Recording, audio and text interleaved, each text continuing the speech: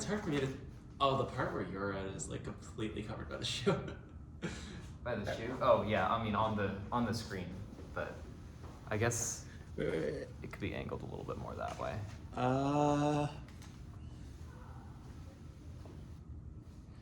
Yeah, it looks good. It's a bit wobbly though, but hopefully. Well, it'll stop wobbling at some point, I'm sure. Or maybe it's not. Average pendulum.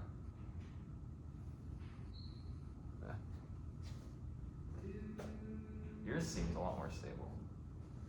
Mine has substantially less weight on top of it.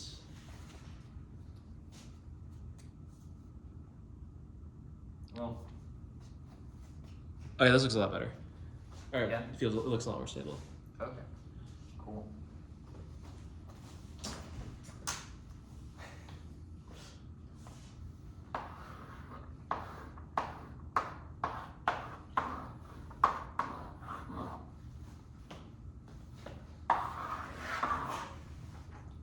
Hello. Welcome to MIT, where we're lecturing about the summoning Satan glitch in NES Tetris. Why am I here? So, I mean, I'm sure I'm gonna show on screen like what the glitch looks like here, and you can see that. I think I'm gonna show a clip of Fractal doing it. Who's here, by the way. But yeah, I mean, it's a really specific and obscure glitch in NES Tetris, which happens when you clear certain lines on certain levels. One of them is level 157, and we have an example of Alex T doing that somehow on his first try ever, literally the first time he ever cleared a single on that level. And that was really unlikely too, because there's about a 1 in 20 chance that he would get it. Which I don't know how he got that on the first try, but he did. So that caused it to be a lot more well known because it showed up in Scout's video about LXT. And so people kept asking me to talk about it, and then I wrote a lot about it. And I guess I'm delivering it in a lecture now. So the mechanism of it is basically, it's the same as the game crash. Right, so the reason that the game crash happens is that it is a corruption of a certain memory value, which controls where the game is executing code from. And in a lot of the cases, when you corrupt that memory value, the result is that the game crashes because it sends the program to somewhere it's not supposed to go, and it runs into things that it's not supposed to, and then it just dies. But there are certain cases in which it actually does not go too far off course. And in this specific case, it starts running graphics code. And when it runs graphics code during the frame, that is what causes all of the visual corruption. So that's the broad overview of what happens during that glitch.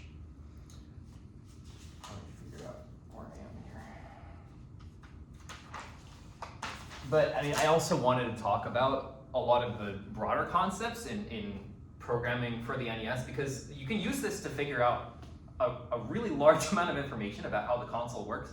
So we're gonna talk about that when we get more specific, but I also wanted to talk about just generally how you program on this console, because that sort of comes into play. So I want this to be fully understandable to somebody who doesn't actually do any programming on the NES, which most people don't. So I guess we'll start from basically what code looks like on the NES. And so when you have code on the NES, what it's going to be is basically a sequence of numbers. So you'll have 0, 1, 2, 3. Like that could be a sequence of code on the NES. And that probably doesn't make sense because it's just numbers. How does that communicate anything? And it's called code because it is a code. In the same way that if you make a code for language, like say A is 1, B is 2, C is 3, that is the same thing we're doing here, except the numbers, instead of corresponding to a letter or a word, they're going to correspond to an operation. and we shorten that to an operation code, which gets shortened to opcode, and that's what code is. It's opcodes. And so we come up with a whole list of different numbers that do different things for the console, and that's how we write code on the NES. So I want to be clear about the fact that it is just a string of numbers, and because it is just a string of numbers, it is fundamentally interchangeable with data on the NES, because, I mean, they're both the same thing. So I guess we should talk about how the data is actually encoded here, because I wrote 1, 2, 3 here, but in reality, these would all have zeros on the front of them because the numbers that we can write into the NES are bytes. And I'm sure you've heard of bytes before, but a byte is essentially a unit of information which holds the values between 0 and 256. Sorry, 255. And the reason that it holds those values is because it is made up of 8 bits, which is also a term you've probably heard before. You know, you say console's 8 bits, what it's referring to is the fact that it manipulates information in units of 8 bits. So, what is a bit? A bit is 0 or 1. That is what a bit is. And if you put them together, obviously when you only have 1 bit, there are 2 possibilities here. If you have 2 bits, you have a lot more possibilities. You have 0, 0, you have 0, 1, you have 1, 0, and 1, 1. And that is 4 possibilities. If you add on another bit, you get to 8 possibilities. And for 16, you continue on until you have 8 of them, and that is a full 256 possible numbers. And because we start them at 0, it is 0 to 255. So, the NES has data in bytes, and those bytes mean certain operations. So we have 255 different operations that we can do, and not all of them are assigned to, how do I say this? Not all of them are properly, you know, sort of set up. So there are like 160 of them that are very normal and very common to use, and then there's like a bunch of them that they don't function quite properly, and a lot of them work pretty consistently. A few of them depend on like temperature and stuff. It's a little weird. But importantly, 12 of them cause the processor to stop running code. And I mean, this is a deliberate function of how those pieces were programmed, but they are essentially opcodes which cease program execution. And every time that we see a crash on the game, it is because it hit one of those opcodes. So most of them end in 2. I believe the opcodes are 0, 2, 1, 2, 2, 2.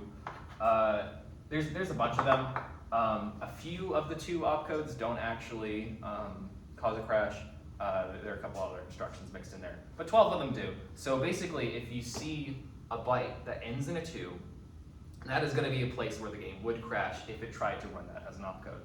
And, you know, obviously, the programmers aren't going to write these into the code, right? Why would they do that? But because code and data are the same thing, they're just bytes, you'll have data that has these numbers in it. You know, I mean, 2 is a pretty common number. And so that is the reason why the game usually crashes, because most of the places that the processor is eventually directed to will contain one of these bytes that ends in 2, and that's going to crash the game. Particularly when the processor is sent into the RAM. And so I should probably say what RAM is. So there are 2 types of memory.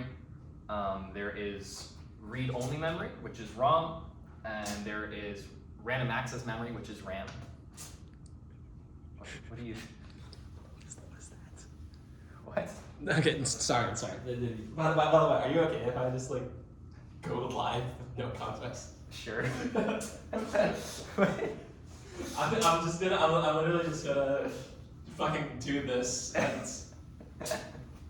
Yeah. No, that's perfect. Okay, we're doing this. We're doing this.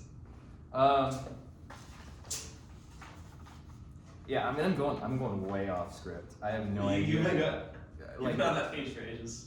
Huh? You've been on that page for a while. Yeah. I've been on this one page for a while. I haven't been on this page for a while. I've been on like the first 7 pages at random different points in them. So that's the problem. Like I've tried to read out this script before, and if I don't specifically watch it very closely, I'll just go randomly around. Like that wasn't at all how I intended to explain the crash and stuff. Well, I explained the high level as I. So that can be fixed. What? Do you hear that? It's just like The ticking? yeah. I mean, that's what you usually get from steam heating. I guess it's not steam. Worse. Whatever. Okay, so I mean, I had a whole thing about like building up opcodes slowly. Okay.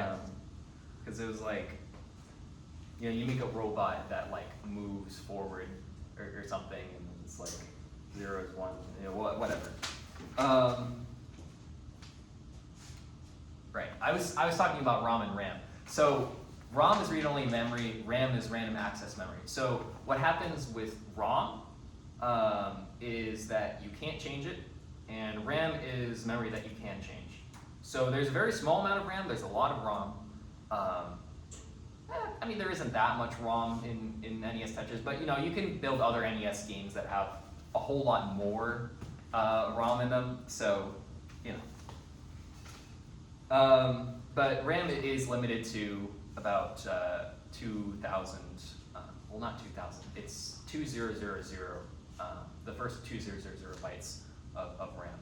How do you even say in hexadecimal, like when it starts with it's 4 digits long, but you wouldn't say 1,000, would you? Is there a word for that? I just use the digits. Yeah, it's so cumbersome to say Blah blah zeros and there. hex. You can say that and like you can say I'm gonna be saying 1,000, but what I actually mean is I mean that, and they just have to deal with it. Oh yeah, one other thing that I should probably mention is that when you write a byte, typically the standard is, because like if I write the number 30, is that 30, or is that hexadecimal 30, which would mean 48? And usually the convention is that you put a $sign on the front of it. This is specifically the convention in the programming language that we're working with, which is 6502 assembly. In other languages, it's different. Sometimes I think you can like, in some cases like 0x, or in some cases like h or a dot or something. But in our programming language, the symbol they chose was the $sign, which I tried to look up why, and I didn't get an answer. It was just like, oh, because the 4 key on the keyboard is just there and it has a $sign on it. I was like, okay, I guess, sure. That's a convention for hexadecimal. And indeed, we should actually probably talk about what hexadecimal is. So as I stated, the bytes on the NES are 8 bits, right? And to represent those 8 bits, you know, you could always just, if we came up with a number 01101010, that is 8 bits. I don't know what that number is, because, I mean, it's just ones and zeros. It's really hard as a person to intuitively parse that, unless you spend a lot of time learning how to do that, which some people do. But if I read this out, I don't know what decimal number this is until I start thinking about it. So to calculate what decimal number, and by the way, decimal is the number system that we use. So in decimal, you have each digit is 10 times greater than the last digit. So, you know, if I write 56, you know, that 5 means 5 times 10, which is 50, and 6 is just 6. You add them together, you get 56. Same thing applies to binary. So 1, 0. So each 1 indicates 1 times 2 times the place that it is. So this first place is the 1's place. Second place is the 2's place. 4, 8, 16, 32, 64, and 128. And to figure out what number this is, we have to multiply each of these. So we get a 2 here, we get an 8 here, we get a 32 here, and we get a 64 here. And in total, this is 96 plus 8 is 104. So this is I wrote 106 here apparently. So that is the decimal representation. That is the binary representation. The next representation is hexadecimal, and that's this thing. So hexadecimal, you'll notice that when we said decimal before, that has the prefix dec in it, which means 10, and that came in how each digit was 10 times the last. So in hexadecimal, you see the hexa in there, but it's also dec. So 10 plus 6 is 16. So in this case, each digit is worth 16 times the previous digit. So because 16 is a power of 2, what we can do here is actually 16s, multiples of 16 can be written in 4 bits. And we have 8 bits here. So all we have to do is put a line there, and we have 2 different digits of a hexadecimal number. So each one of these groupings of 4 bits is going to come together into a hexadecimal digit. So in this one, we have 1010, so we have a hexadecimal digit of 10. And this one, we have 0110, which instead of this being these 16s, 32s, 64s, 128s, it is going to be just these 2, and we're going to reuse these. So this is 1, 2, 4, 8 again. And we add these together and it's a 6. So this tells me that the first digit is 6 and the second digit is 10. And you might have noticed that we don't have digits for 10. And what we do is we use the alphabet, since that's already an agreed upon way to sequence characters. So instead of 10, we have an A. So this number in hexadecimal would be the value 6A, and that is hexadecimal. Now, this is really easy for a processor to do. This is also hard for, converting it to base 10 is also hard for a person to do, but for the processor, this split down the middle and evaluate the 2 different parts of the byte is really easy. And this is something that we will be taking advantage of for another data format, which is going to be useful to know for later. Which is binary coded decimal. So what that means is that it is basically a decimal number that is being encoded as a hexadecimal number. So what do I mean by that? So we had this example earlier where you have a 30, and you look at this and you're like, well, is that hexadecimal or is that decimal? And the thing that you can do is you can basically make it so that when you read this, and it's hexadecimal, when you read this in the way that you would read a hexadecimal number, it'll give you the decimal number that you want. So we can have these situations in memory where it'll say 30, and that's exactly what we want. So when we write the score for the game, you'll have a score of 99999. In most of the cases of a game crash, that is going to be, well, in all of the cases. Is it? No, you can crash without that. But generally it's going to be all those 9s. And this is not encoded in memory in binary, because if we had this represented as a binary number, it would take a fair bit of math for the processor to figure out what the decimal representation of that is to display on screen. We have these numbers in memory, and they're all in these bits, and it's really hard to convert that. So we use this trick, and basically we split this into 3 bytes, and we split it even further down into individual digits.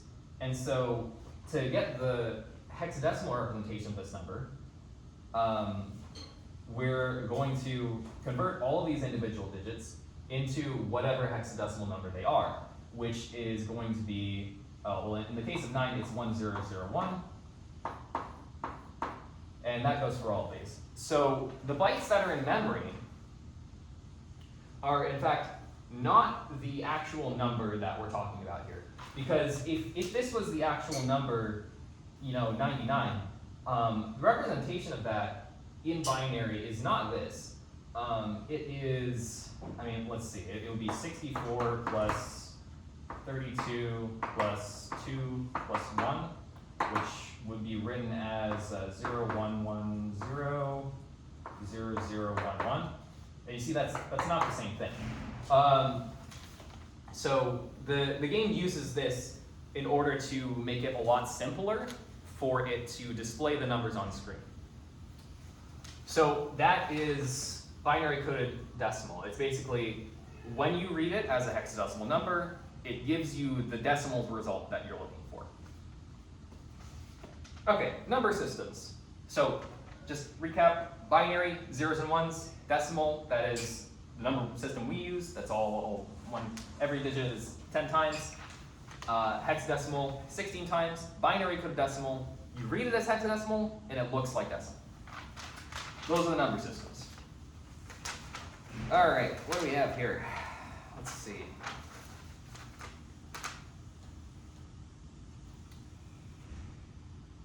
So that was the thing. So I guess we can probably go into sort of the code structure from the NES. So when we're writing code on the NES, there are two blocks. And the first block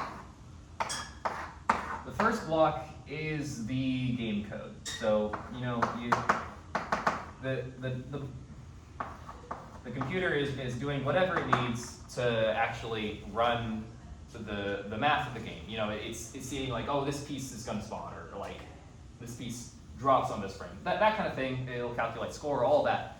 That is in one part of the game. And the second part is graphics. So the graphics part of the script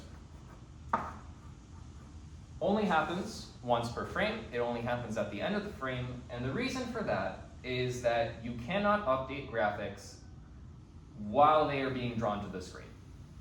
So the thing is about graphics is that there's only part of the frame when they're being drawn to the screen. So during a frame, the TV is going to be tracing out a zigzag pattern on the screen. It'll be going back and forth all the way down, and it's going to reach the bottom left here. Once it hits this, it is going to go back up to the top right. While it is doing this, and indeed every time it's going from here to here, it's not drawing anything to the screen. And what this is known as is V blank, because the beam is moving vertically, and it's not drawing anything, therefore it's blank. So it's vertical and blank. And this period of time between the beam getting here and going back up to the top is pretty short, but the graphics aren't being drawn during that time. And that is the only time during the frame when you can update graphics. So because of that, we have a mechanism for the game to know which one of these two things it's supposed to be doing. So when it is in the game code, these are kind of handled by two different computers. So there is two computers inside the NES. Not exactly, but like there's two chips inside the NES. One of them is called the CPU, which is the central processing unit, and that's what's doing both of these actually. But the central processing unit is handling all the game code, and the PPU, which is called the picture processing unit, is the one that's responsible for drawing the screen in this pattern. So it's essentially keeping pace with the beam and generating the graphic signal exactly as it's supposed to, like at the exact time. Whenever the beam is here, it knows exactly where it is and what piece of graphics needs to be drawn there. So that is something that takes a lot of processing power, and so obviously you want to allocate that over to a separate chip so that you can run your own game codes. But because the PPU, it knows exactly where on screen it is also the thing that knows to tell the CPU when it reaches here so that it knows that this is the time, this is the period of time when it can finally change the graphics. And so the CPU is the one that does do the graphics changing, but it gets notified by the PPU when that time starts. It gets told through what's called the non-maskable interrupt, NMI, which ironically, I think you can mask the non-maskable interrupt. So I don't know why they called it that, but it does, essentially when the processor receives NMI. When it receives that notification that it is currently in VBlank, what it does is it looks at a very specific spot in memory. In the case of NES Tetris, it's stored at the very end of the ROM. It looks at that spot in memory, and it pulls from that spot in memory an address. And an address just refers to any location in the ROM or in the RAM or something. It refers to a particular byte of code. But essentially, it'll pull that address and it'll start running code from that address. And the other thing that it's going to do is it's going to remember where it came from. So it's going to write down essentially all of the current states of the processor. So it saves the A register, the X register, the Y register, and it saves the program counter, and it saves the flags. And all of these are pushed to the stack. Okay, I haven't explained any of these. So these are essentially all of the things that the processor needs to run.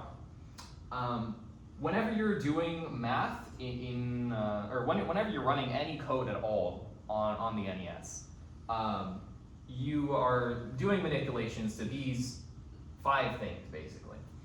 And these are all called registers. And there's registers in all sorts of different things, but registers are really important, and they're probably a good idea to explain now. So the A is the accumulator register. So the accumulator is the variable that we use the most often. The accumulator is basically anytime you're doing pretty much any math at all, you're doing it to the accumulator. So for example, let's say you have the math problem 9 plus 10. And if you want to solve this math problem on an NES processor, you're going to be, obviously you have to add these up, but to do that, you have to kind of put them in your head for a second, right? So what the processor, the instructions to do this would be load to accumulator 9, and then add with carry 10. So essentially, the first thing that the processor is going to do is it's going to be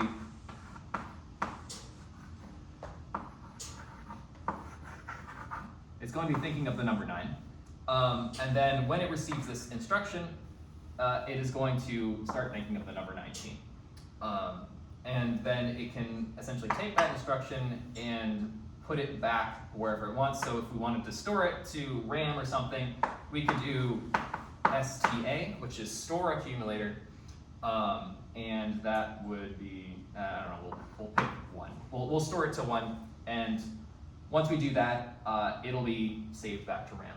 But what we did here is we put a number into the accumulator, we added a number to the accumulator, and we stored the accumulator.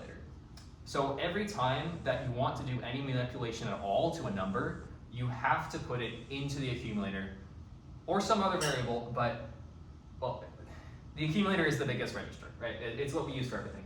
So you can actually do a little bit with these other 2 as well, a little bit of similar things. With the X and Y registers, you can load to them. I think you can move them between registers. I don't think you can actually do any math on an X or a Y register. I think you can increment them. You can increment. Yeah, you can increment and you can decrement them. But that's it. So you can LDX, right? And then you can increment X and you can decrement X. So you can load 9, and then say you want to add 1, you can get up to 10, and then you want to decrement it, you can go back to 9, right? That's about it that you can do with X. Everything else you're doing with the accumulator. The other thing that these X and Y registers do is they provide the ability to offset. And this is something that's really useful for tables. So let's say that I have a table in memory that says, we have at level 1, the drop speed is, never mind. Level 18, the drop speed is 3. You know, it drops a cell every 3 frames, and at 19, it's 2. If we wanted to figure out, if we wanted to load a number from that table, so say we're doing this load accumulator command because we want to know, based on the level 18, how many frames is it going to take for a piece to drop? And the answer to that is going to require us to do an offset. Because we know where the start of this table is. It's up here. It's at some address, say 8,400 or something. I have no idea. It's going to be at that address.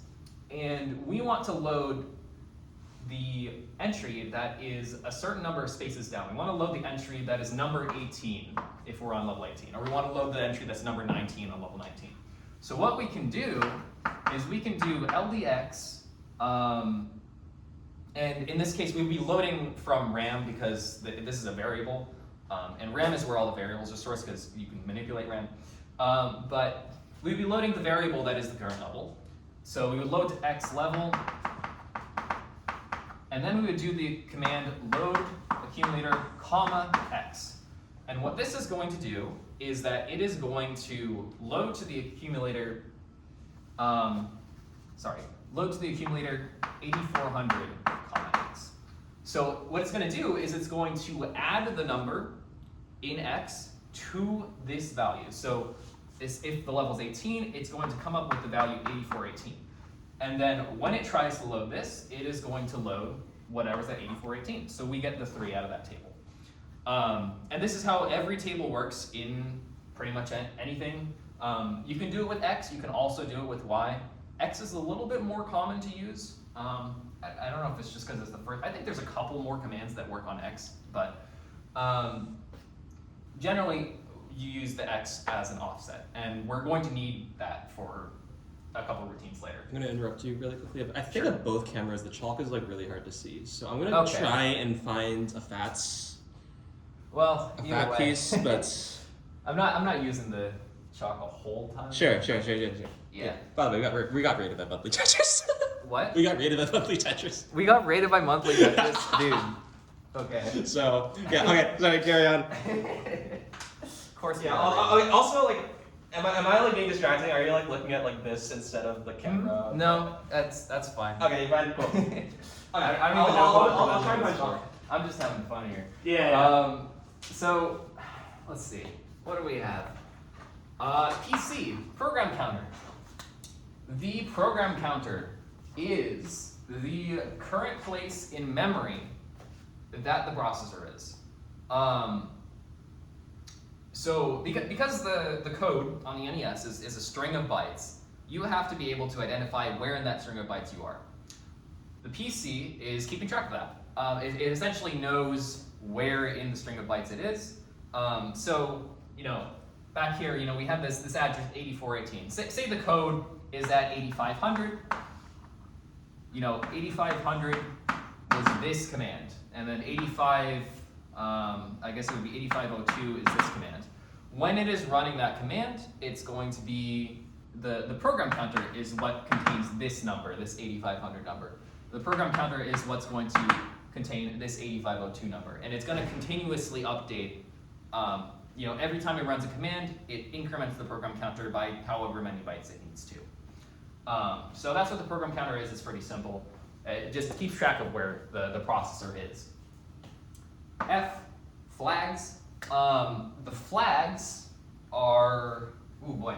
Okay, so there are 8 flags. 4 of them are useful for programming. 4 of them are for various statuses of the processor. Essentially what a flag is, it's a yes or no condition, right? So let's say I want to know if 6 is greater than 5. Let's say I'm checking that. That is something that we could do with flags. So when you do the compare command, let's say, and what the compare command is, we're going to be using the accumulator for this. So we're going to compare the accumulator. Okay, you know what? First of all, we need to load the number 6. So we're going to load the number 6 to the accumulator, and then we're going to compare the accumulator to the number 5. Because, you know, as always, everything has to go through the accumulator. When we do this command, it is going to set the flag variable. So the flag is a sequence of 8 bits, which, you know, as everything is, everything's 8 bits on the NES. And each one of these bits is going to tell you something about that comparison that just happened. So the 4 that we care about, we have the overflow, we have the negative, we have the equals, and we have the carry. Those 4 flags all have various conditions. So when we compare to 5, what the compare operation actually does is it attempts to do a subtraction. So it tries to do 6 minus 5. And you know, it'll get a value of 1 for that. And so because the value of 1 is positive, it is going to set the negative flag. Well, it's going to set the negative flag to 0 because it's not negative. The overflow flag is a weird one. It's really not commonly used. I believe the way that it works is that if the sign of this is different from the sign of this, it gets set. Don't quote me on that. Nobody uses the overflow flag. I don't know how it works. The equals flag is something that's only set when the value, the final value is a 0. So the equals flag, say if we were comparing it to 6, the equals flag would be set. If 6 minus 6 was 0, we would set the equals flag to 1. But obviously 6 minus 5 is not 0, so it will not be set here. And the carry flag. The carry flag indicates whether or not a borrow occurred during the subtraction. And so this is actually the better way to check if a result is positive or negative, not the negative flag. But basically, if we do the subtraction, you know, let's say we're trying to subtract, you know, 9 from 8, right? You do it 8 minus, we'll say 9 minus 18. Every time that we try to subtract 9 from 18, we have to cross out the 1, and you know, when you're doing subtraction, you know, long subtraction, right? You know, you cross out the 1 from the 18, you get 18. You cross out the 1 from the 18, you get 18. You cross out the 1 from the 18, you get 18. And then you subtract 9, you get that the answer is 9.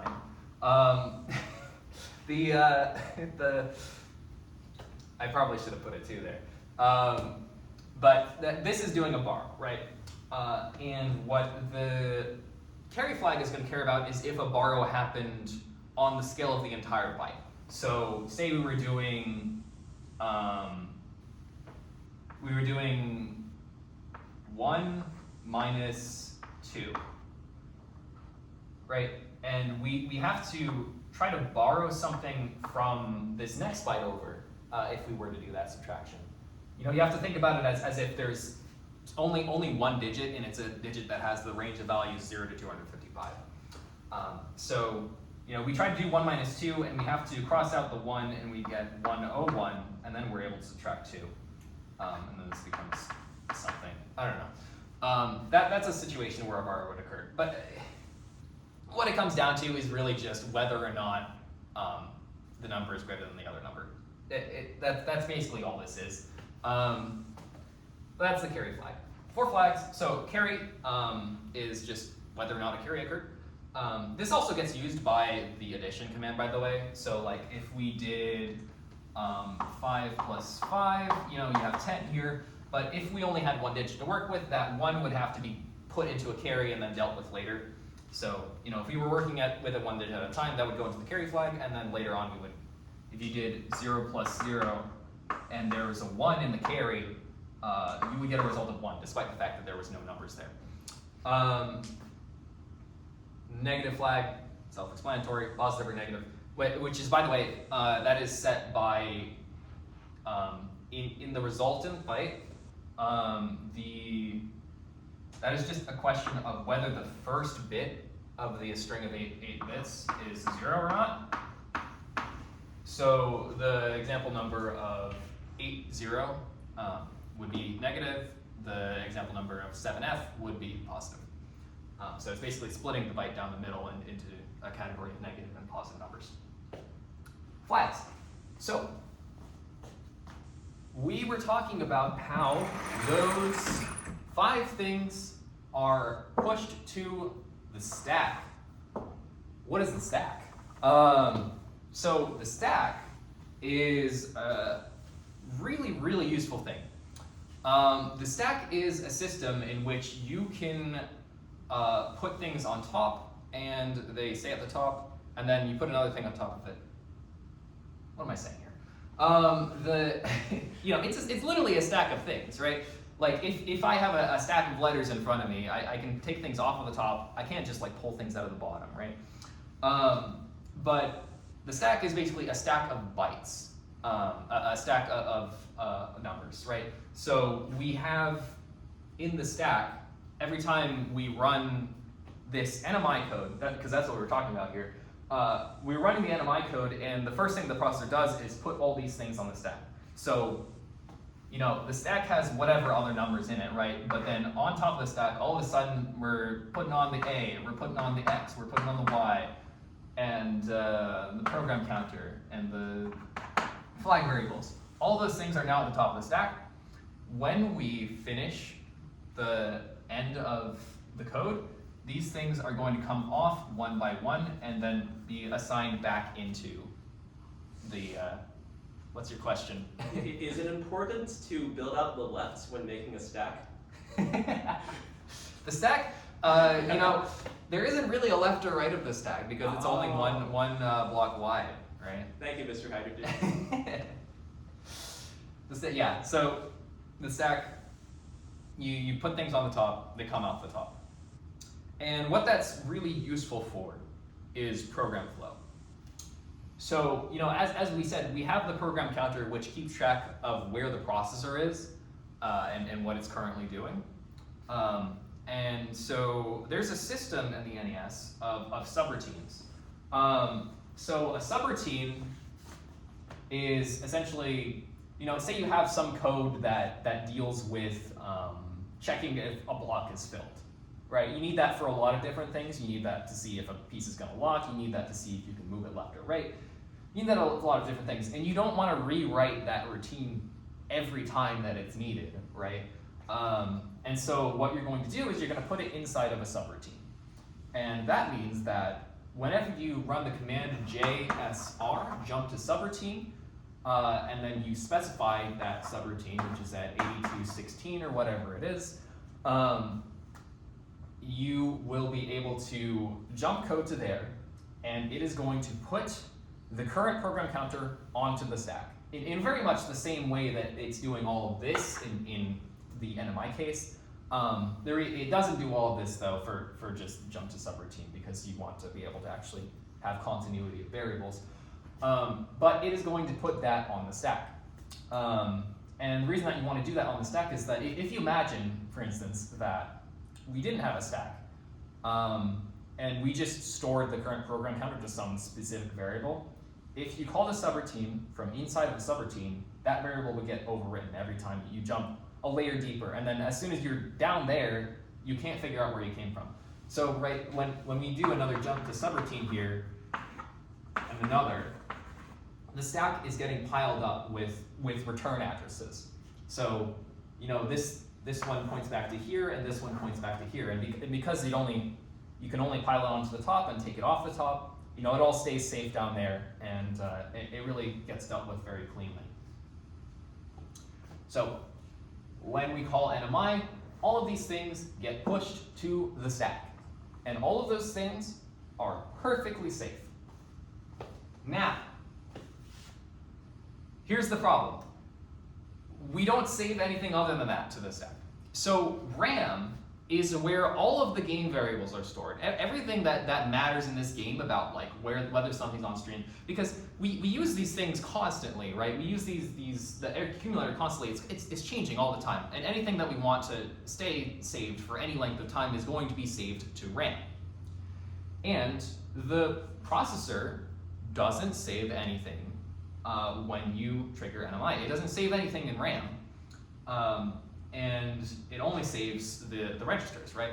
So all of RAM is completely vulnerable during NMI to be overwritten.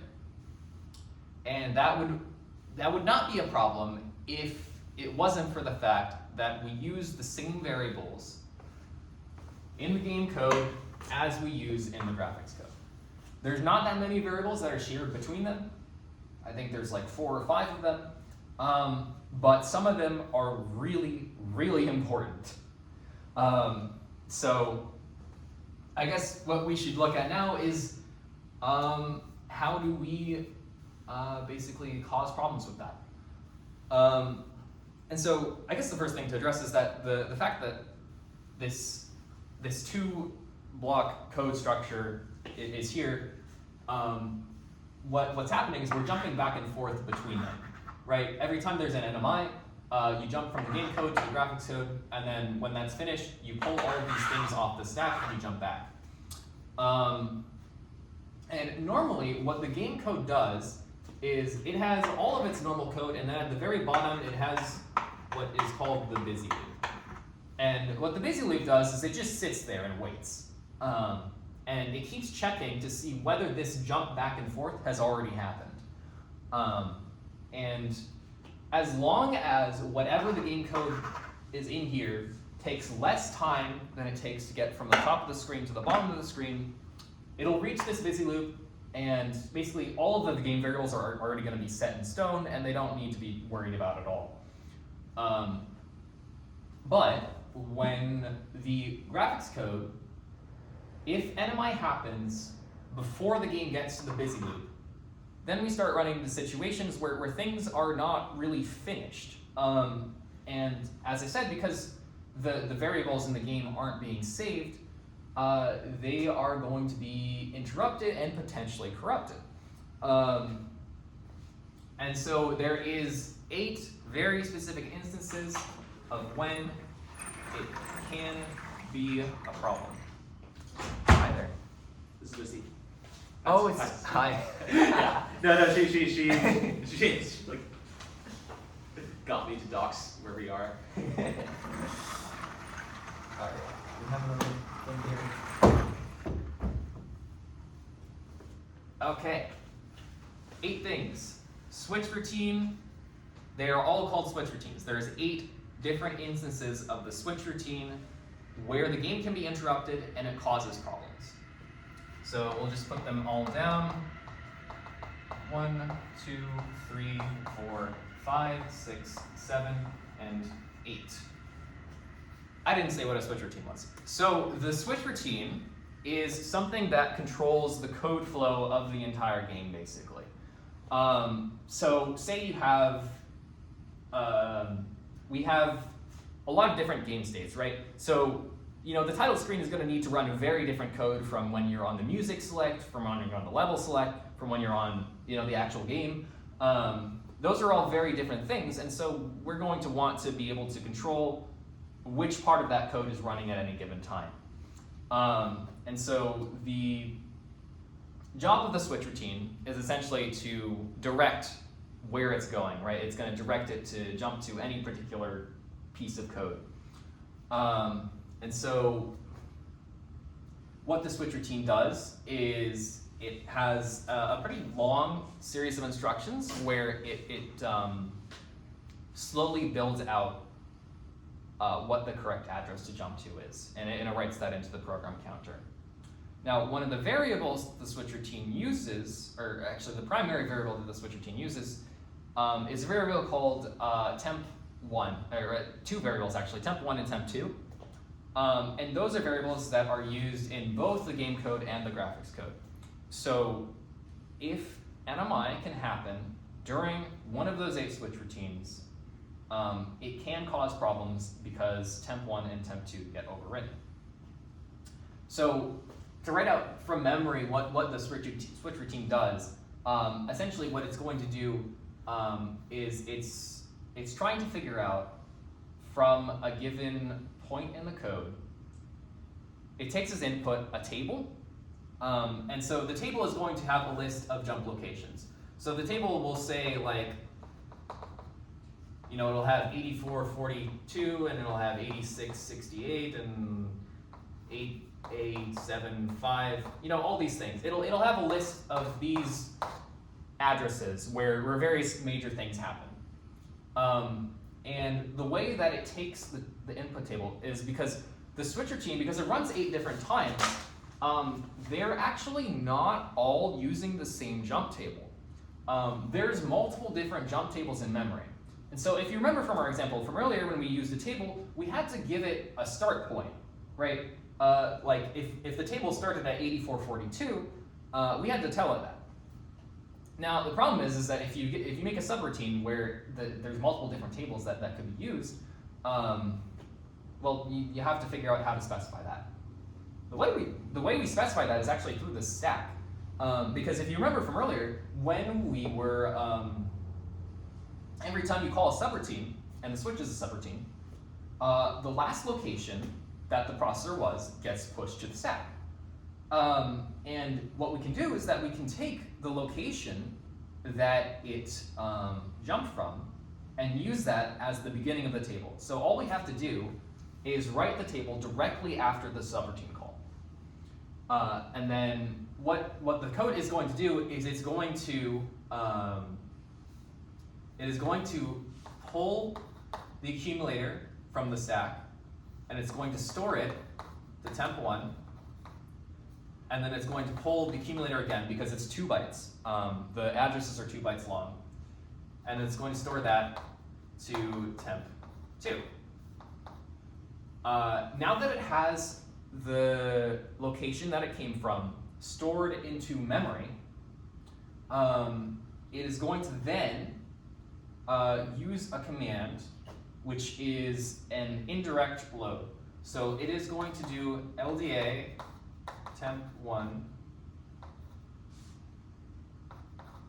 comma x. It might be comma y, I'm not really sure. I think it's comma y. So y was actually set up earlier. It is the index of which entry of the table you want to pull. So, you know, if it was this one, it would be 1. If this one, it would be 2. If this one, it would be 3. Well, actually, it would be 2, 4, and 6 because these are 2 bytes long.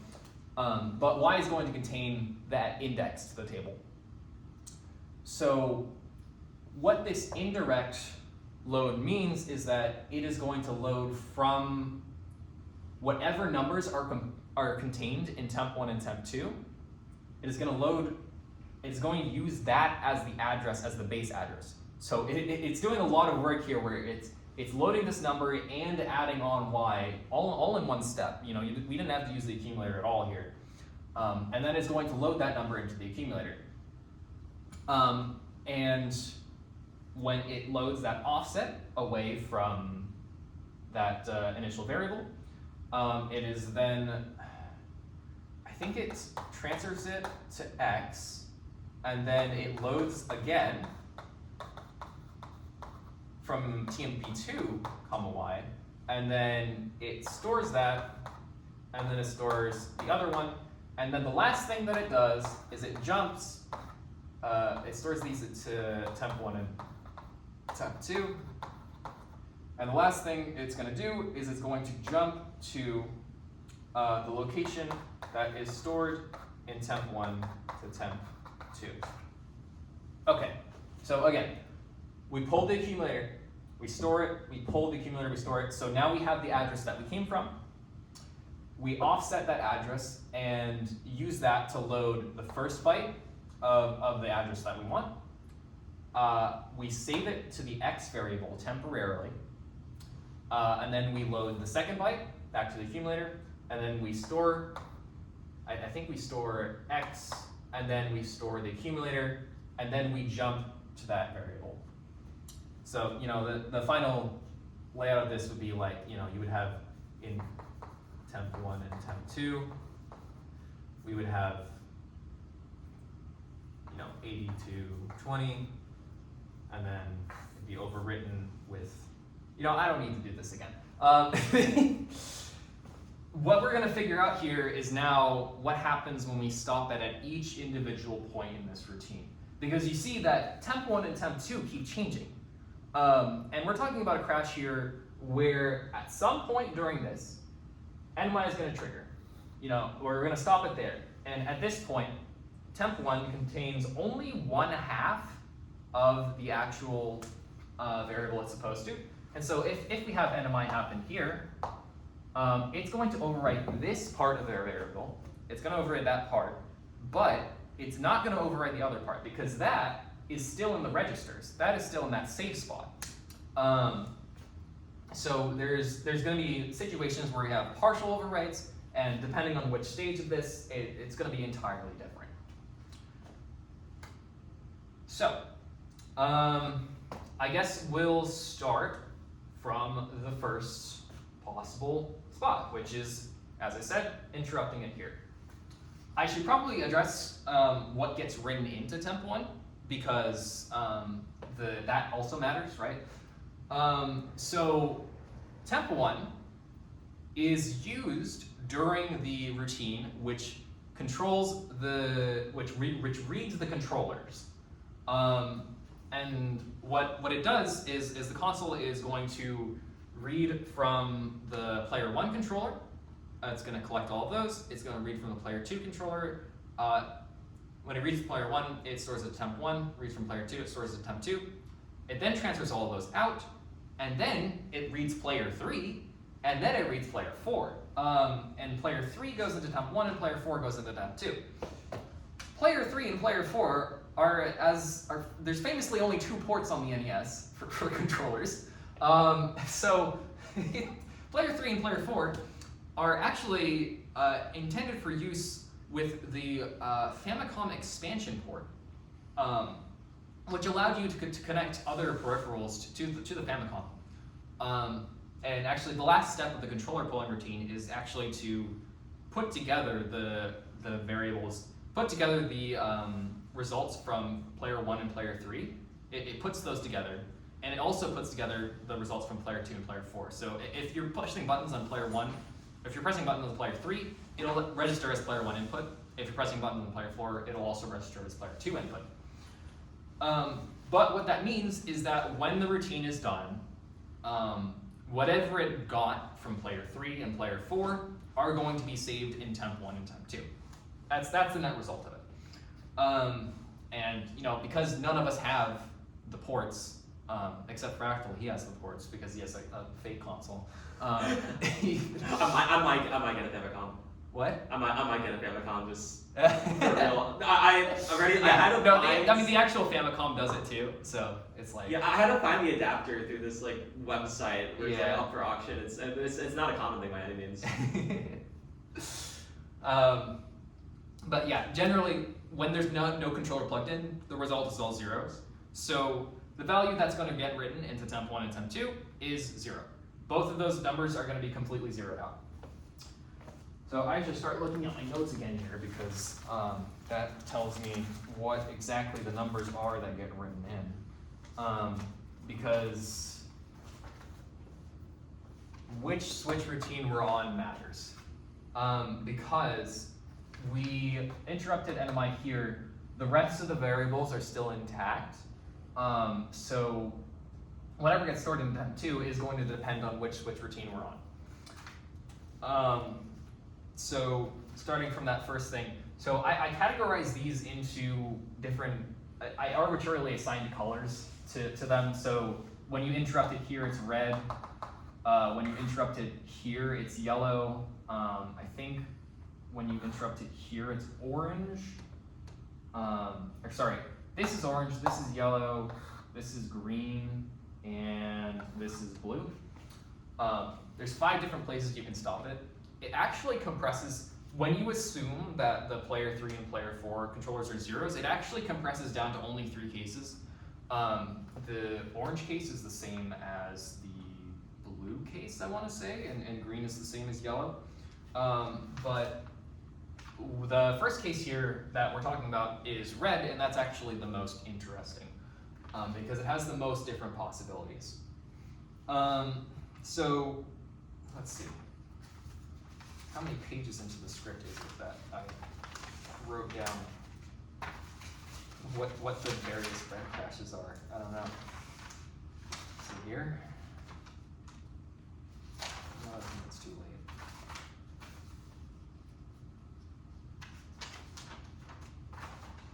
Here. There it is. Which page is it? Page. I didn't number it. Why didn't I number this page? It's page 16. How many? 27. Okay. So 1, 3, 5, and 7. These 4 switch routines are the switch routines that control which screen you're on. They're the ones that control, like, are you on the gameplay screen? Are you on the title screen? That kind of thing. That's what those 4 switch routines control. And because we're on the game the entire time, all 4 of these are exactly the same. The state doesn't change between them, so these are all the same outcome. And we'll look at that one first. So,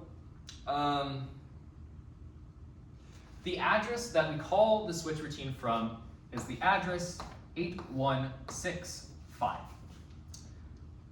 Now, where we're interrupting it, it's going to pull the 65 first, and it's going to store that, and then it's going to get it overwritten with zeros.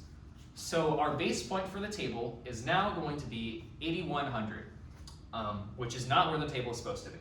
It's the piece of data that it's reading. I think what was that? I wrote down what it was. What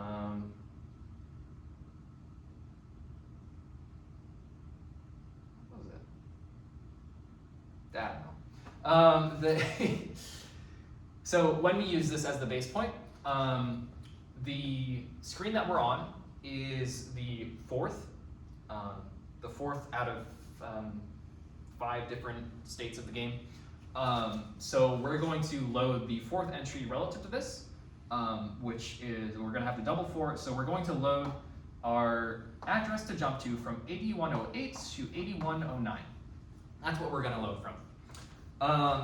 And when we load that, that is in fact not the jump table. This is a part of the routine. That's the part of the routine. Okay, so I did write where this is coming from. This is the routine that initializes an empty play field when you start the game. Like, it's the thing that makes sure that there's no blocks there.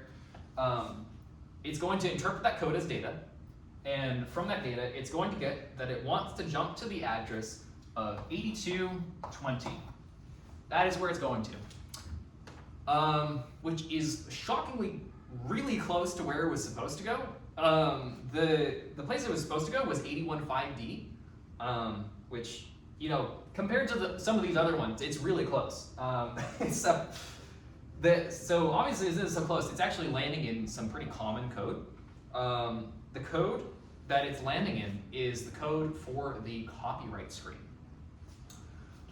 So what happens when it lands in this code for the copyright screen is that it's actually going to land past the part that does the graphics for the screen. So, you know, when you boot up the game, it draws in, you know, all this legal text about Alexei Pajitnov. It skips that entire part, and it lands directly before the part that just makes you sit and wait.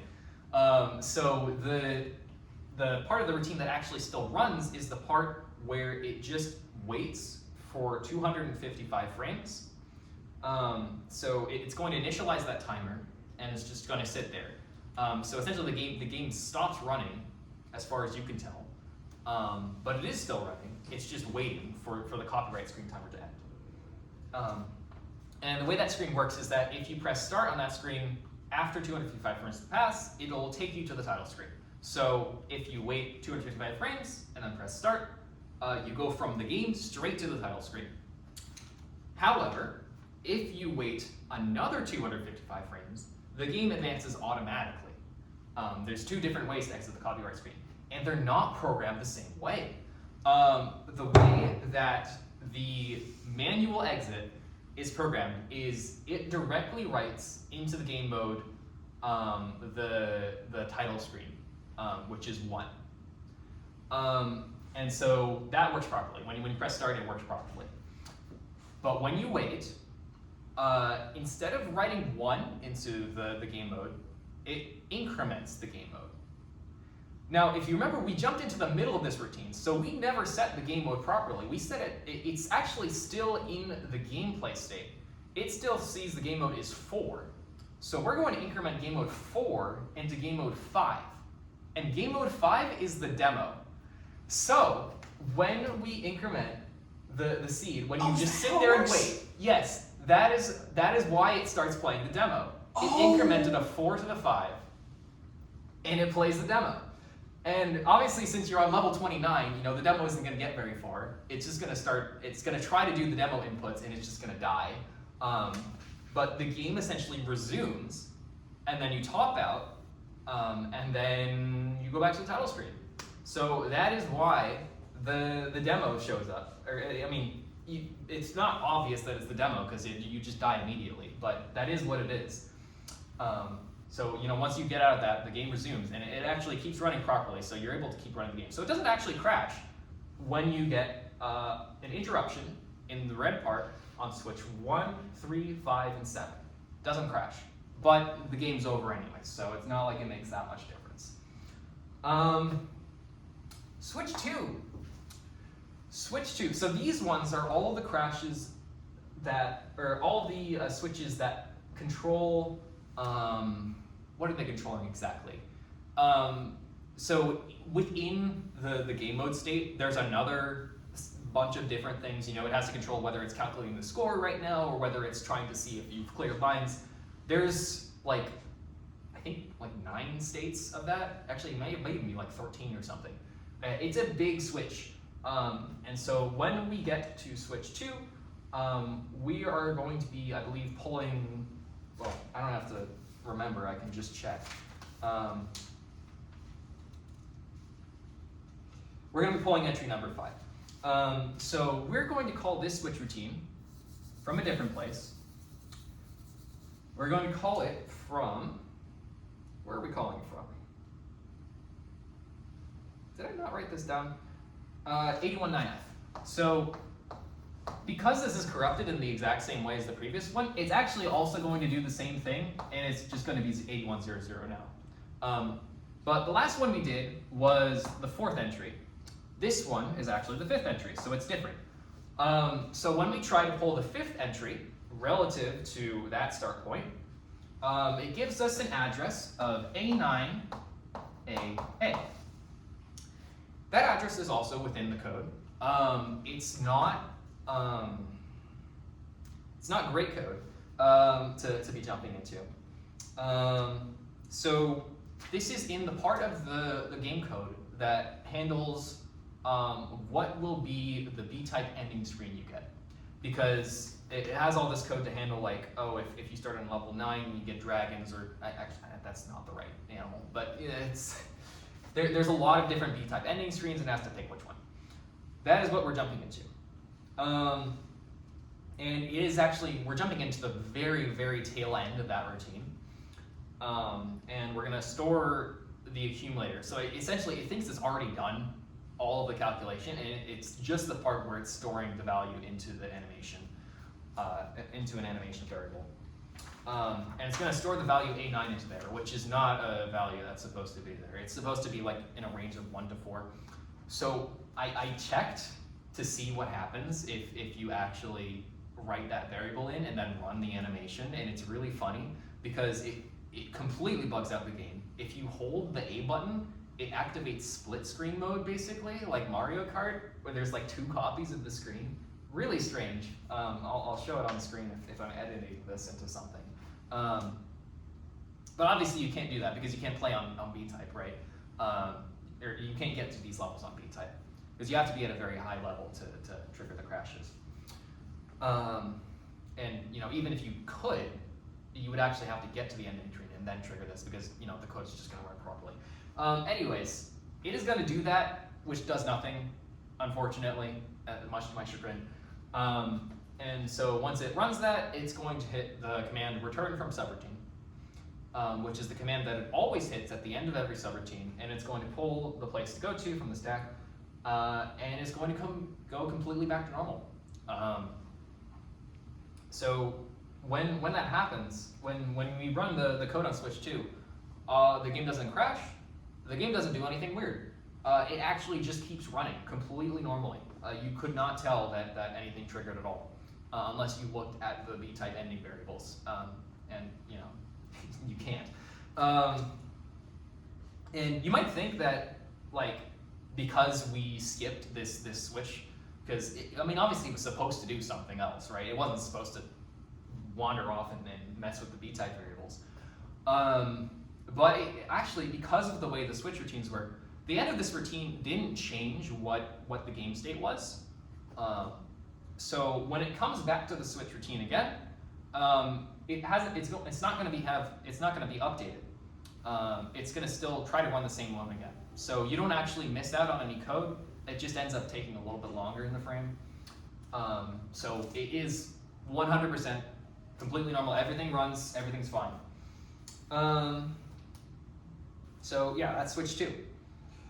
What is switch 4? What is switch 4? Switch 4 is entry number 6. It is going to give us the address of 202C. That is a bad number. That is a bad address to go to. 202C is not in RAM. It is not in ROM. It is in the bus, which is the means by which the processor, the CPU, communicates with other chips on the processor. It communicates with the PPU here, it communicates with VRAM. So this is not memory that you can like read as commands. And the game is gonna try to do that. And I have tried to ask people what happens when you run code here, like what exactly happens? And they have not answered me properly, or like they haven't given me a satisfactory explanation. Other than that, it's like BS, right? It's gonna be doing weird stuff when it's trying to run things from. You can't even read these variables, and so all I can give you is like empirically. I ran this crash 100 times, right? And I saw what happened on each time. What tends to happen is the game crashes, obviously. There were some instances where it didn't crash. I think 2 of them it didn't crash. And what happens when it doesn't crash is that the graphics banks get swapped. If it does this crash, if it goes to the 202C and it survives, when it comes out, the graphics on screen are wrong. So instead of the blocks being, you know, the normal square with the thing, they get turned into a part of the cathedral. You know, they look, and you've probably seen this in various people's streams, because it's not that uncommon a thing to get messed up by pin connectors. But you can trigger this by doing that crash. That happens sometimes. The other thing that happened once is that it activated red emphasis mode, which is a thing that the PPU can do, where it messes with all the color balances on the NES. And so it also reset the console. So then I started playing again, and because I was on colors, it was really difficult to see the game through red emphasis mode, because it made the game a lot darker. So weird stuff happens there. The other weird thing that happens there is that sometimes it writes random numbers to the names in the high scores. I don't know why it does that. Like it'll change Howard and it'll say Hokard instead of Howard for some reason. It has changed the names, it has changed the levels, it has changed the scores. I cannot figure out why. And it only does that when you see the screen jump before it crashes. Like it'll crash in most cases and the screen will be exactly where it ended, or exactly where it was normally. Some of the time the screen will scroll differently, and on those crashes, that is when you see random corruption in the names. So I don't know why. I wish I did, but weird stuff happens there. But yeah, essentially this is a crash. So I guess I should probably mention, I should probably write these down. 1, 3, 5, 7, reset, no crash on 2. On 4, it is usually a crash with some random cool graphic stuff that can Switch 6. Switch 6 is summoning Satan. This is the one that's responsible.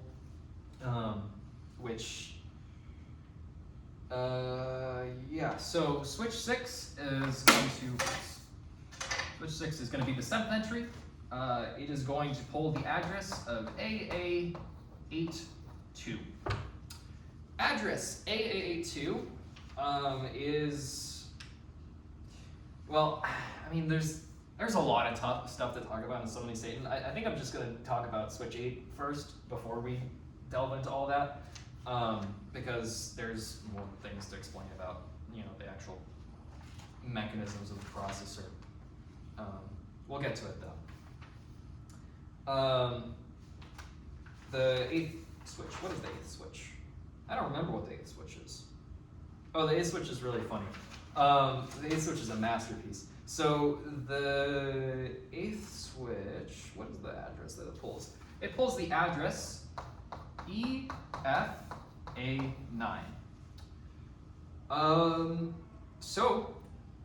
If we look in the code at what is at this address is 2. That is the command to crash. So it literally doesn't run any instructions past this jump. It immediately crashes. Which I think is really funny that it somehow jumps directly to the stop command. But yeah, I mentioned earlier that these are, I don't know if the stream was on yet, but these are the numbers. Any number that ends in 2 pretty much is going to crash the processor if it tries to be run as an instruction. Right. And then we have all these other spots that we can stop the processor. What happens when we stop it in these places is a lot less nuanced than when we stop it here, because broadly, when we were overriding this variable, we were overriding the low byte of the location. In all of the other situations where the processor is interrupted, the high byte, the one that is the most significant part of the address, is the one that gets overwritten. So when you overwrite the high byte with 00, pretty much 100% of the time, 100% of the time, you are going to end up in RAM, which is, in some of them, the very beginning of RAM, and some of them like a little bit into it. I think there's some of them that land you at like 80 or something. So I've done some analysis on what happens when you go into RAM, and how likely the game is to crash. And it's really hard to track because obviously every variable in the entire game is in RAM. So anything that's random at all, anything that's not deterministic, is in there. There are a few things that will consistently crash the game in there.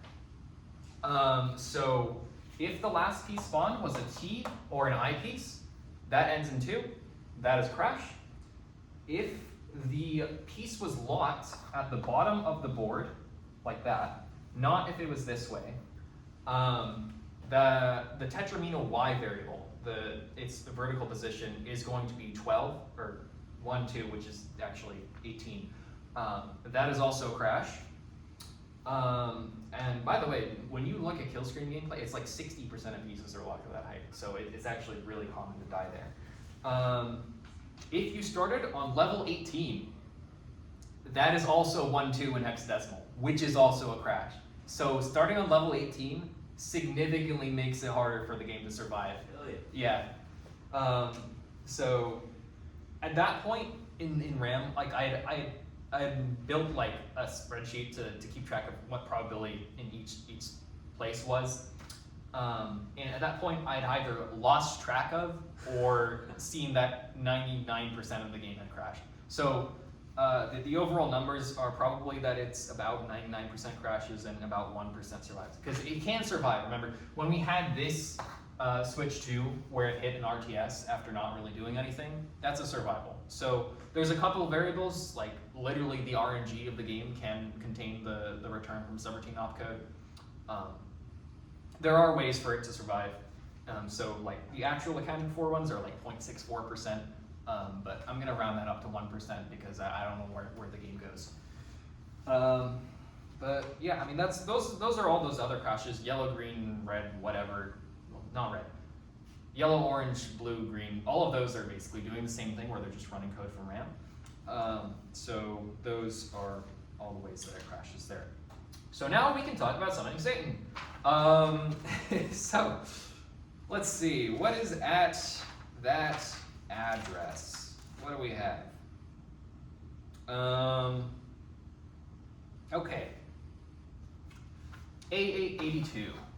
At the address AA82, there is code that runs at the very, very, very beginning of the game on power on, and what it does is it completely clears all of the memory that is in VRAM. And VRAM is visual RAM. It's the data that contains all the information about how the screen looks and like where everything is on it. So there's code at the beginning of the game that runs, and that code completely empties out VRAM. Now, importantly, that is a lot of manipulation of VRAM. And you'll remember that we said we can't manipulate VRAM when we're not in VBlank. And that wasn't entirely true, because you can, but it doesn't work properly. So when we run into this code that is designed to completely overwrite the entirety of VRAM, we're going to do so many graphics writes. It's going to be a ridiculous number of graphics writes, and it is going to be running throughout the entire frame.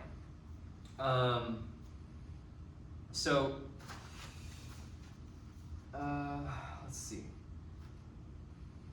So, like, to understand what this is going to do is that we're actually going to have to look at how the graphics are encoded in the game, how they're displayed, a lot of really technical stuff about how the game looks. So the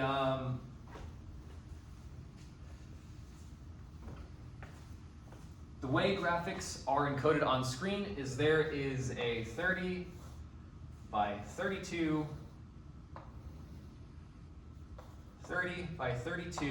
grid. Each one of these tiles on the grid is an 8 by 8 pixel 8 by 8 pixel tile. And there is going to be a map that is 16 by 16 that has, wait, is it 16? Yeah, it is. Or is it 8? It's 16. There is a bitmap that has like all these different drawings of all the different pieces and stuff. And this is what's called, I think, what is it called? I'm blanking. Is it a name table? No, this is the name table. What is it called? I don't know. It's called something. This is the character bank, basically. And so each one of these tiles is going to have a byte in it. So say, you have 0, 0 here. If this is a 0, 0, it is going to index to the top left tile here. Which in the case of NES Tetris is a 0, and here is a 1, and the character 2, and 3, and so on. And so all of this is essentially a map of the entire NES screen. The actual NES screen is more like here. You don't really see the top and bottom row. The bottom 2 rows here, the last 32 bytes of information, are encoding what palette each group of 2 by 2 tiles is.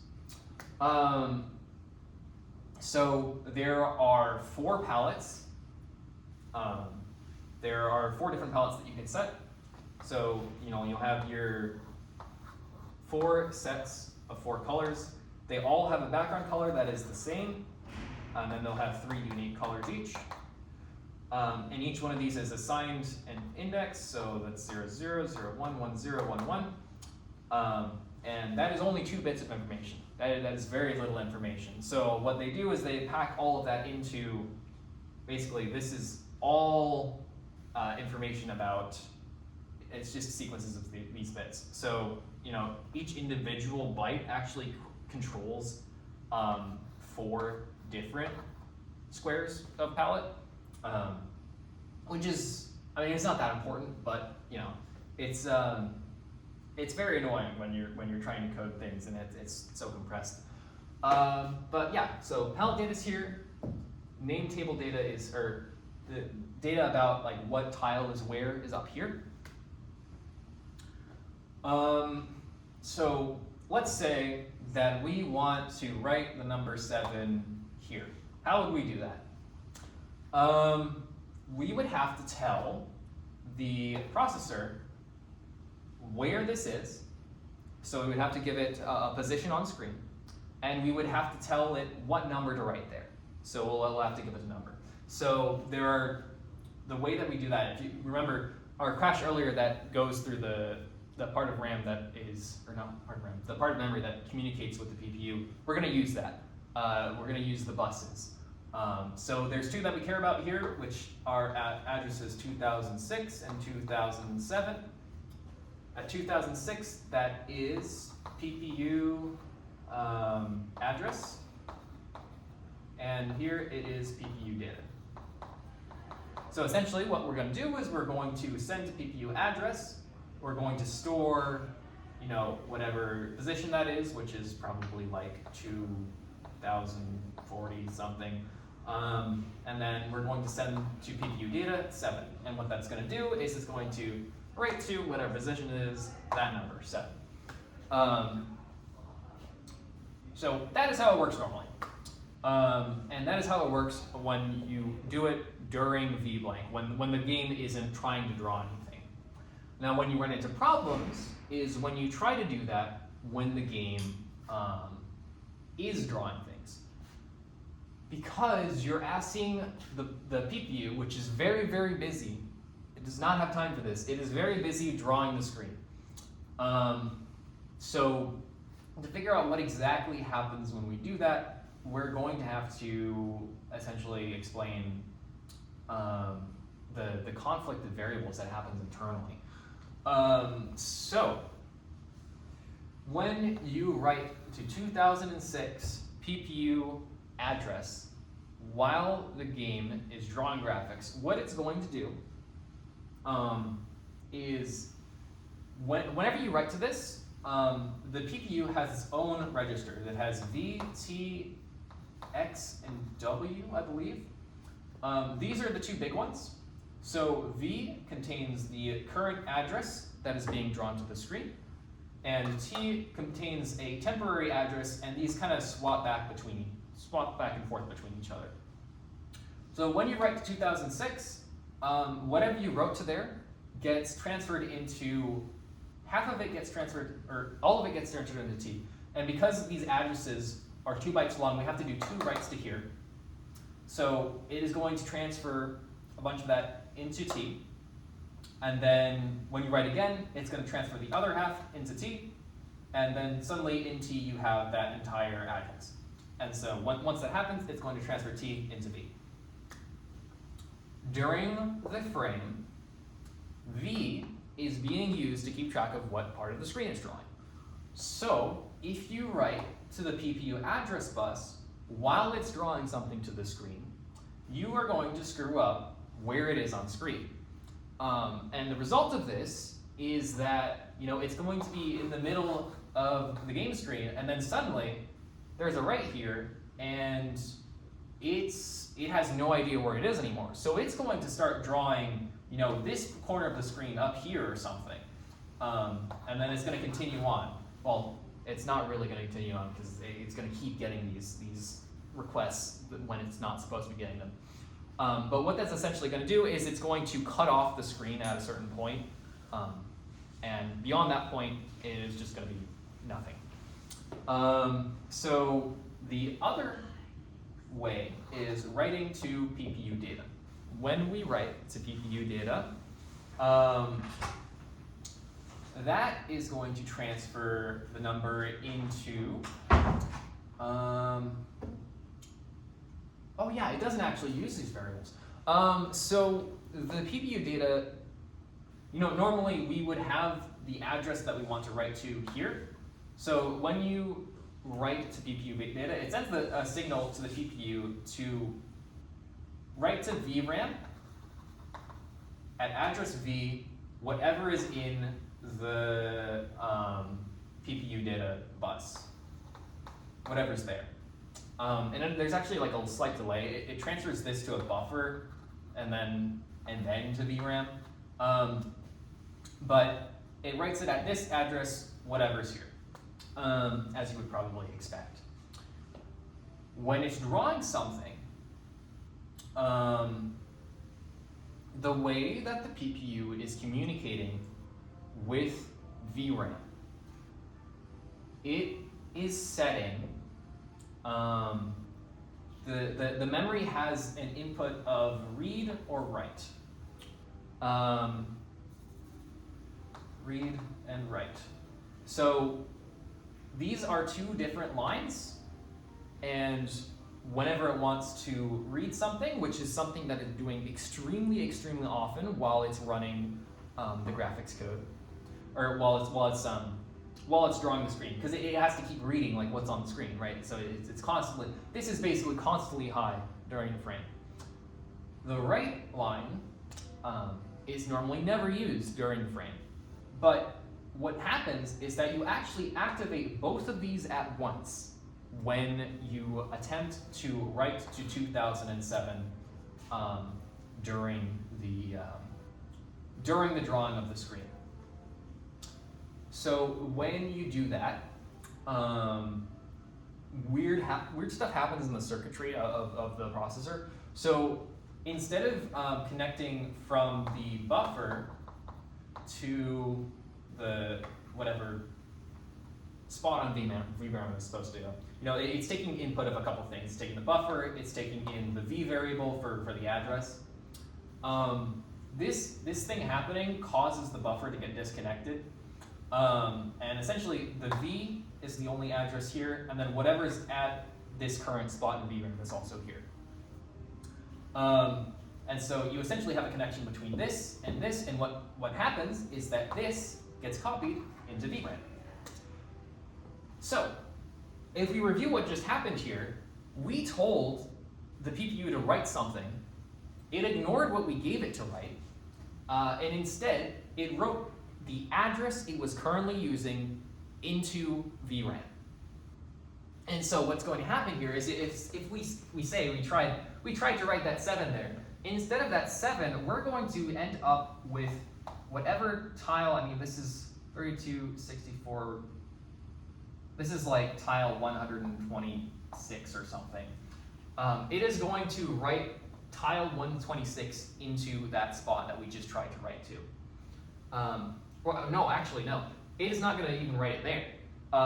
It's going to write it into wherever on the screen it currently is. So say the PPU is currently trying to draw right here.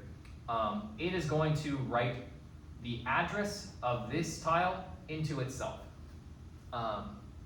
Because that's essentially the only information it has. The other thing it can do is it can actually write the tile that's already there into itself, which is why you don't see complete corruption of the screen. You only see it kind of partially.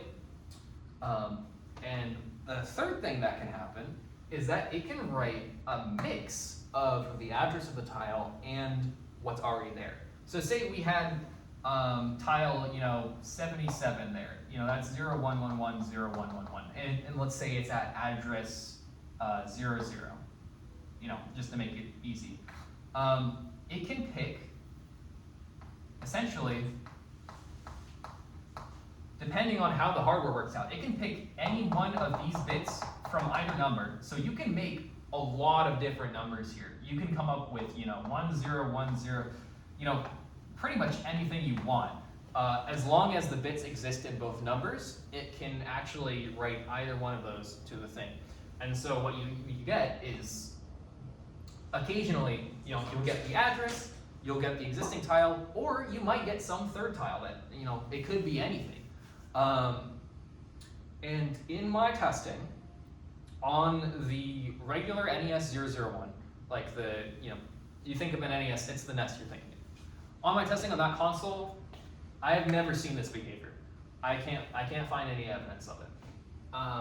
However, on an AV Famicom, which I saw, who was it? It was like Bro3256 or something, tested on that. On that, we saw a lot of this behavior actually. We saw a lot of weird bytes that were getting mixed in that didn't correspond to either thing. So it really depends on what console you're using.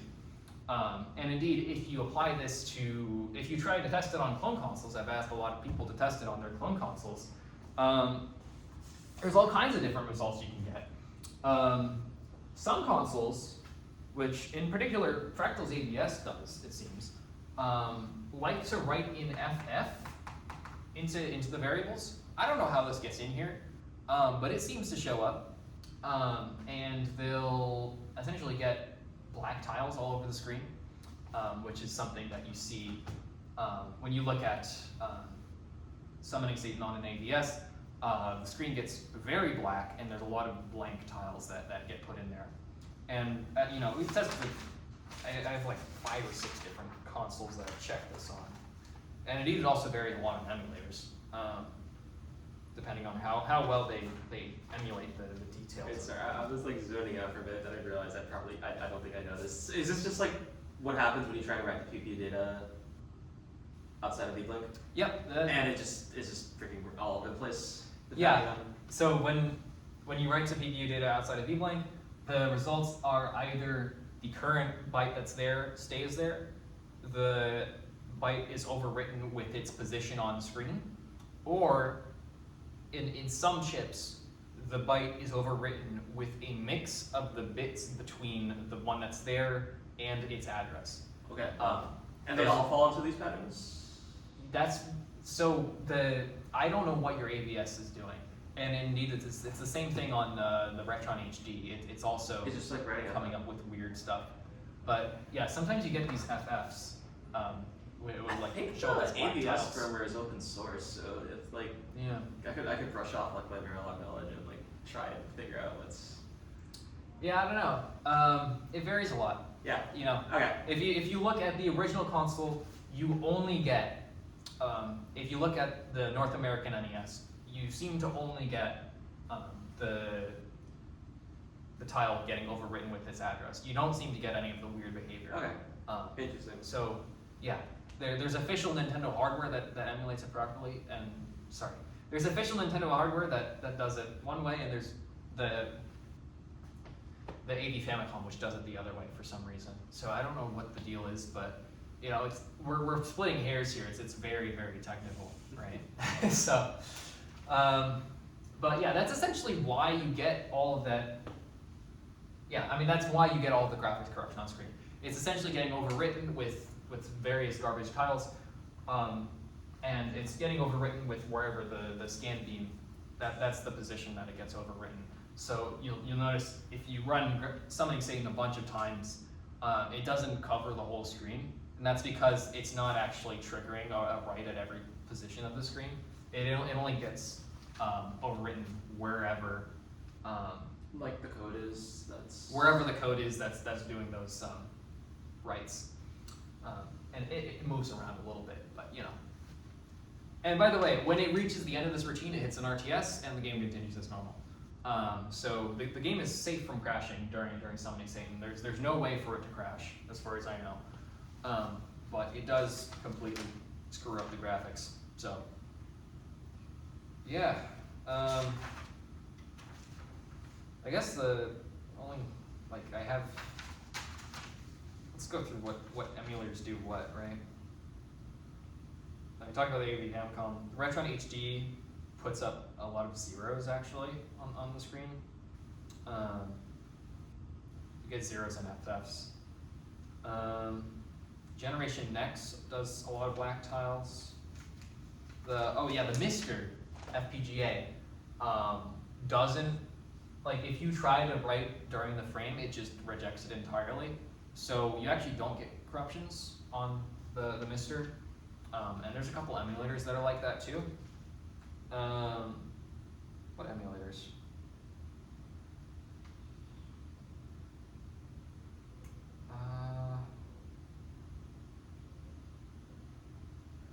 Yeah, so Nestopia looks like. Nestopia does weird stuff, I think, that no other emulator does. FCUX is terrible. It makes a very concentrated black block on the screen. It doesn't even do it properly. The JNES and Nestopia are the same, and they look weird. Oh, BizHawk apparently makes the entire screen black, which is wild. And then QNES apparently looks like Messen. And Messen, by the way, does a very good job of emulating this. It does the behavior where there is variation. So it doesn't match an NES 001. It matches more closely with the AV Famicom. But yeah, I think that's most of the information I have about the crash here, so. I don't know how to end this. I think I never talked about a couple things in here, which were like stuff on, well, that was about that. What was I talking about?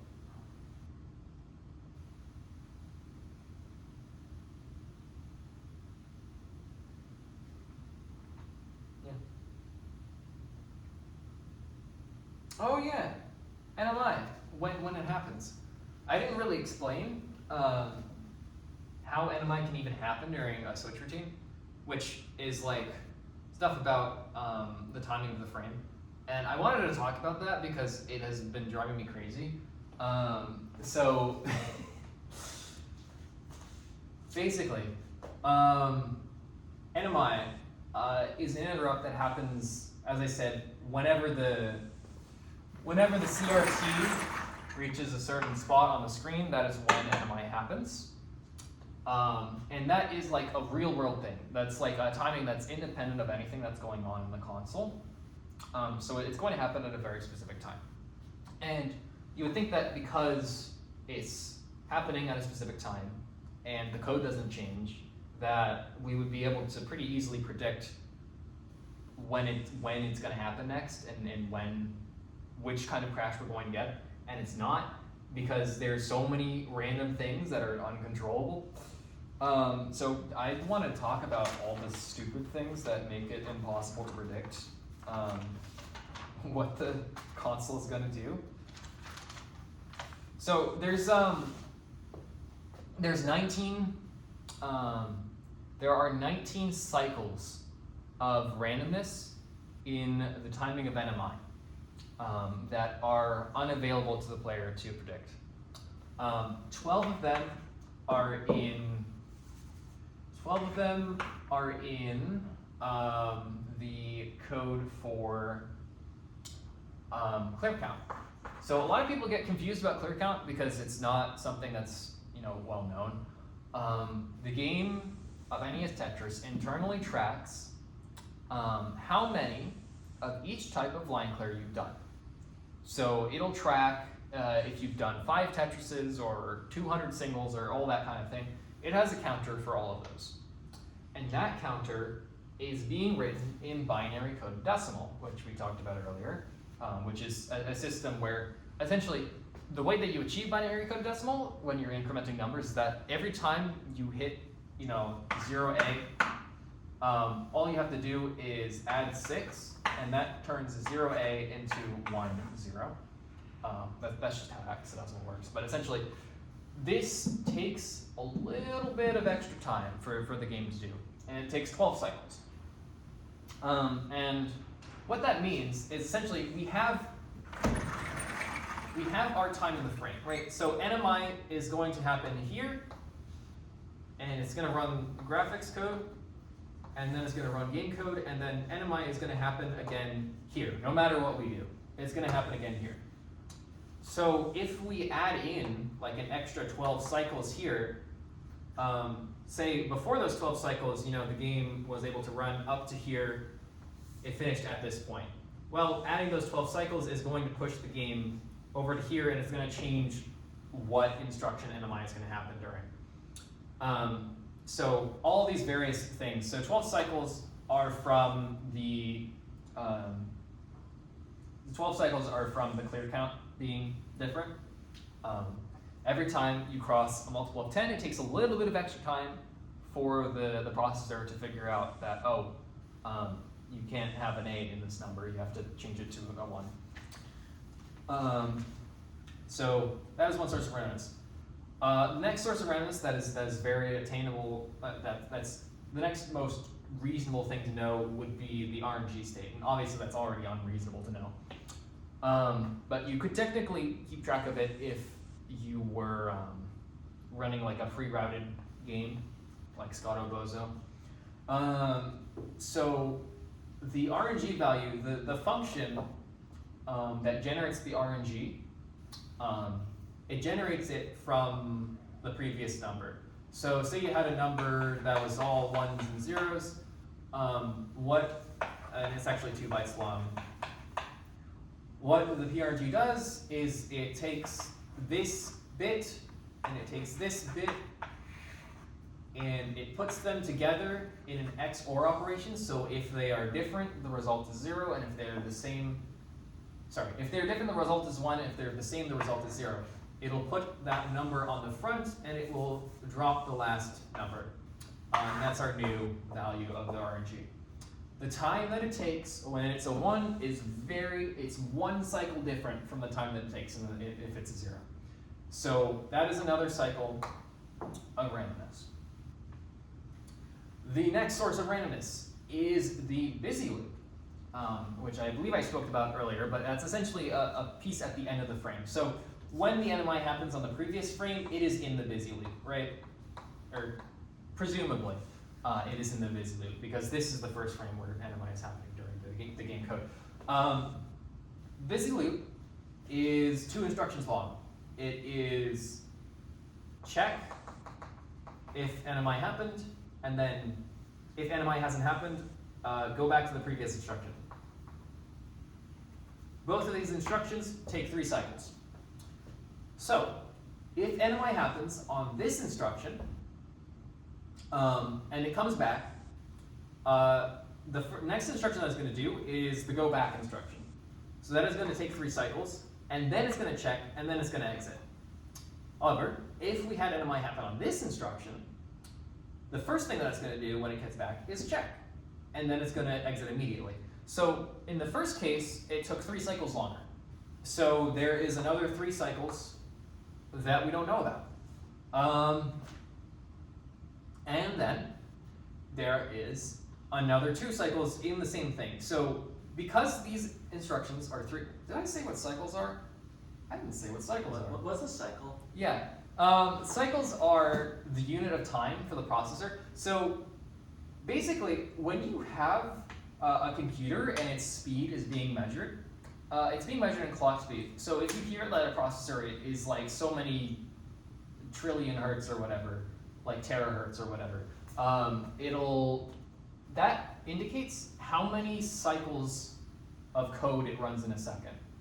And so all the instructions that we have are like, I said these are 3 cycles. There'll be 1 or 2 cycles, 3, well, actually none of them are 1 cycle, but 2 to 6 cycles is how long an instruction generally is.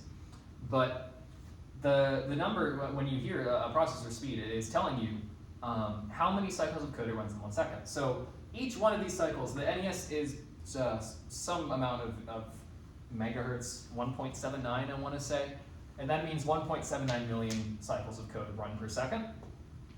So each one of these cycles is 1.79 millionth of a second. And if you start to divide that down by the frame, you get that there's about 30,000 cycles in a frame. I think it's like 29,767 off the top of my head. That might be wrong. Actually, no, I have the number in here. I think it's 29,781 and a half. And we'll remember that half because that's important.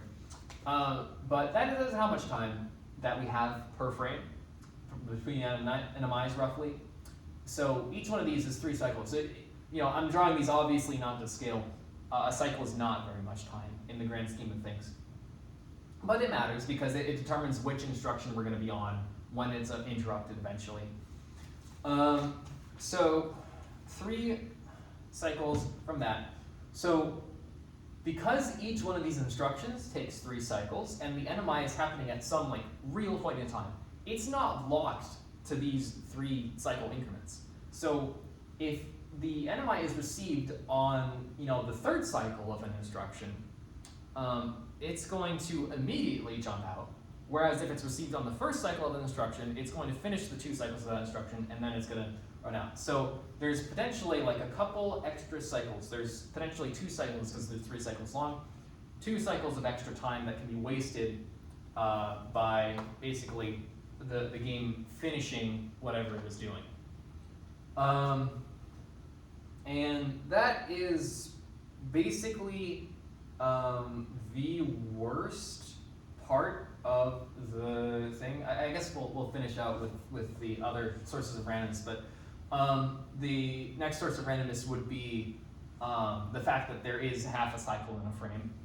I forget if it's 29, I think it's 29,780.5. And what that means is that on one frame, it'll be 29,781 cycles, and then on the next frame, it'll be 29,780. And it'll be alternating back and forth and back and forth and back and forth.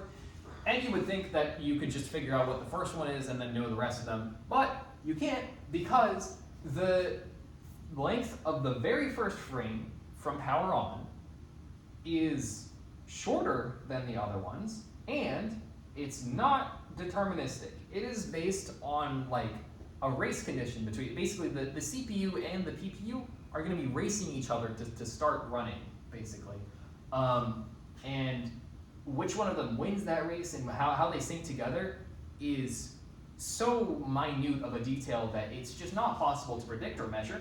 So that very first frame, we don't know how long it is, which means that we don't know how long any of the other frames are. So because of that, and that one little cycle of randomness, we have 1 extra now. As soon as this one's different, if this one's different, then this one could be this one, and this one, all of them compound together to become this thing where as soon as one of them is not possible to measure, all of them are impossible to measure. Which was very frustrating for trying to code a ROM hack to predict if it was going to crash or not. Is this like the alternating like dots? No, so I guess the reason that it is this length is that a CPU cycle is 3 times longer than a PPU cycle, and the number of PPU cycles in a frame I think is consistent. The number of CPU cycles. Yeah. So basically, if a PPU was running a frame every 7 cycles, and the CPU, that would mean for the PPU, which is 3 times slower, you would run a frame at, how does this work? I don't know. It's really just a question of how it their applies. offsets is not determined, is also essentially random. Yeah, it's like one of them's 2/3 long and one of them's 1/3 long. Yeah. I don't know. It alternates, but Yeah. I remember when we were trying to do measurements for like the offsets. yeah. We would get situations where for like thousands of samples at a time, it would be consistently like 60% this, 40% the other thing. Yeah. And then it would flip in the middle, and then it would suddenly become consistently 60% here and 40% and the other thing. And like, it really seemed like there was some sort of blatant variable that's Yeah, it's really messy. actually like influenced the probability in this sense, but hell if I know what's going on. After it starts, it's not probabilistic. But the problem is that we don't know the initial state. So, Right. So like, these are all things that vary depending on, one frame affects the next frame affects the next frame. So like, if you have these cycles of randomness in there, maybe there's some trigger that completely changes the offsets and then compounds together. There is one more cycle of randomness, which is from OAM-DMA. And what that stands for is Object Attribute Memory Direct Memory Access. There's 2 memories in that acronym. Object Attribute Memory is the thing that controls sprites. Sprites are like elements that move on screen, which in Tetris is literally only the pieces. Actually, the pause text is also a sprite. But that is essentially a list of like where each thing is on screen. And the direct memory access part means that the CPU gets direct control over VRAM, or it gets direct control over this part of memory. Because normally, we went through that whole thing where you have to write to 2006 and 2007 to get anything over to VRAM. There is a better way, which is direct memory access, where essentially the CPU can tell the PPU, hey, I wanna write a bunch of stuff into OAM, and the PPU will be like, okay, all right, let me stop what I'm doing here. And so there is actually a moment where they have to sync together. So essentially there are read cycles and write cycles. So they're alternating back and forth. And when you tell the PPU that you want to do OAM DMA, what it's going to do is it's going to copy a bunch of stuff from RAM over to OAM. And to copy that stuff, it has to read it and it has to write. And the read obviously has to come before the write. So if you activate it here, when it's on a read cycle, the first thing it's going to do is read, and then it's going to write. However, if you activate it on a write cycle, it can't do that because it hasn't read the thing yet, so it has to wait until the next cycle. There's like a frame rule going on here. So essentially it can only start every other cycle. So depending on which one of those it is, there is an extra cycle of time. So we add all these together, and we get that there's 19 cycles of randomness. Actually, one more thing, 5 cycles. 5 cycles from only if you score a Tetris when it has to flash the screen. It takes a little bit of time for it to change the palette data or something. Sorry, I don't think it's actually changing the palette data, but it's changing an internal variable that later tells it to change the palette data. But that takes 5 cycles. So that is only a source of randomness on Tetrises for some reason. And it's 50-50, by the way, because it would normally, the flash happens every 8 frames, and then line clears start every 4 frames. So whether you're aligned to that or not aligned to that is a 50-50. All right, and that's 24 frames of randomness now. I'm saying frames, I mean cycles. 24 cycles. And the length, actually, of the routine that we're doing, which I must have erased at some point, but the length of that routine is 30 cycles. So there's actually basically enough randomness here to completely push you in or out of the entire thing. And like the length of the hit range, for example, for the summoning Satan glitch, there is exactly 5 cycles out of the entire 29,000 cycles where it would trigger a summoning Satan glitch, because it's on one switch and it's on a very specific interruption point in that switch. So, these variables of randomness are like, they completely change what the game's gonna do. So, if you're shooting for a crash at all, it is not too hard to get like 100% chance crashes. Literally the first one that you can do is basically 100% chance. But if you're shooting for like some really specific thing, it's hard to find setups for them. There's really only one setup for summoning Satan that's consistent, which is a no next box single on level 160, I want to say. But yeah, that's the randomness. That's why it does what it does. I guess that's all I've got here. So, Chat, do you have questions? yeah, questions from the crowd. Not like It's been the viewership has been like very steadily decaying. The what? The viewership has been very steadily decaying. That's what I figured. Yeah. Alright, you made it. GG. Yes. Yeah. Okay. I can explain the lore now. That's oh yeah. Make sure like your phone does not run out of battery. Is it dead? It might be dead. No, it's still on. It does. Stop recording that.